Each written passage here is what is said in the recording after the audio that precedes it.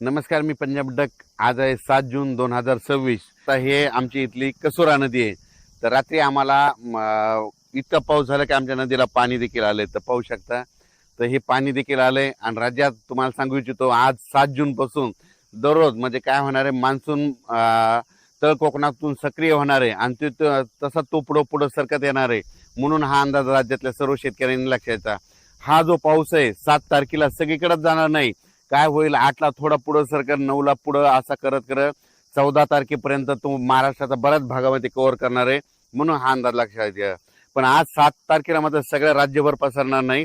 आज फक्त काय झालं, तळ कोकणातून ते पाऊस पुढे सरकारलाय आणि आज रात्रीपर्यंत बऱ्याच भागामध्ये मग काय होईल, सातारा, सांगली, सोलापूर, कोल्हापूर, अहिल्यानगर, पुणे, त्याच्यानंतर इकडे बीड जिल्हा, लातूर जिल्हा, धाराशिव जिल्हा, मराठवाड्यापर्यंत आते मदाल मारण आणि इकडे थोडी उत्तर महाराष्ट्राकडे काही जिल्ह्याकडे जाईल. म्हणून हे अंदाज लक्षात येतात. पण आजपासून संपूर्ण महाराष्ट्रभर जाणार नाही.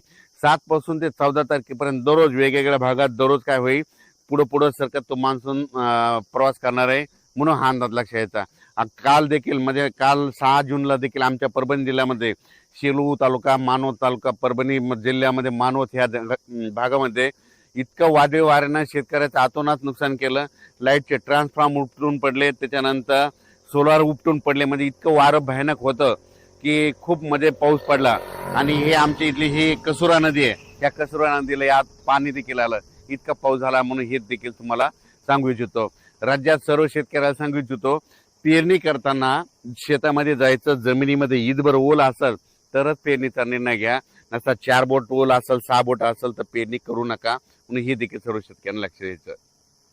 आज 7 जून पासून महाराष्ट्रामध्ये बऱ्याच म्हणजे तळ कोकणातून म्हणजे कोकणपट्टीतून बऱ्याच भागामध्ये मान्सून काय होईल, प्रगती करण्यास सुरुवात होईल. मग तो काय होईल, सांगली जिल्हा, कोल्हापूर जिल्हा, सातारा जिल्हा, कोकणपट्टी, घाटमाचा, त्याच्यानंतर तो अहिल्यानगर, पुणे, इकडे 2 कडा, आष्टी, त्याच्यानंतर बीड जिल्हा, त्याच्यानंतर धाराशिव जिल्हा, सोलापूर जिल्हा, त्याच्यानंतर इकडे परभणी जिल्हा, लातूर जिल्हा, नांदेड जिल्हा, हिंगोली जिल्हा, त्याच्यानंतर इकडे जालना जिल्हा, ह्या पट्ट्यामध्ये काय होईल, आज बऱ्याच ठिकाणी तो मान्सून प्रगती केलेली दिसेल.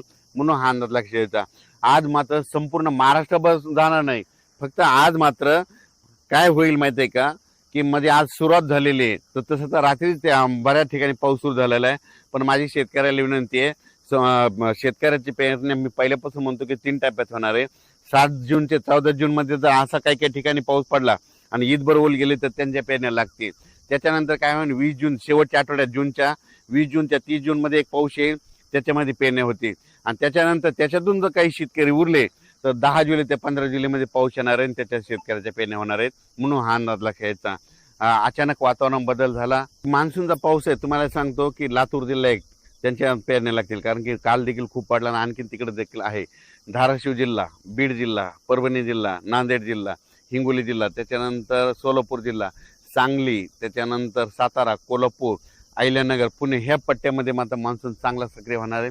त्याच्यानंतर विदर्भात पण काय होणार आहे, यवतमाळ जिल्हा, वाशिम जिल्हा, त्याच्यानंतर वर्धा, नागपूर, भंडारा, गोंदिया, चंद्रपूर, अकोला, अमरावती, बुलढाणा ह्या पट्ट्यामध्ये चांगला हे मान्सूनचा पाऊस चांगला सुरुवात करणार नाही.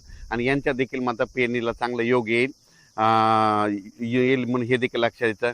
काल देखील तुम्हाला सांगू इच्छितो की मी धूळ पेरणी केली होती कापसाची. ट्रॅक्टरद्वारे कापस पेरला आणि मला माहित होतं आमच्या गावाला पाऊस येणार आहे आणि ते पडला देखील पाऊस. आणि आज आणि उद्या पडला की झाला आमचा कापूस निघतं. ते निघाल्याच्या नंतर त्याचा देखील मी व्हिडिओ करणार आहे. म्हणून हे लक्षात घेतं, हे सांगू इच्छितो.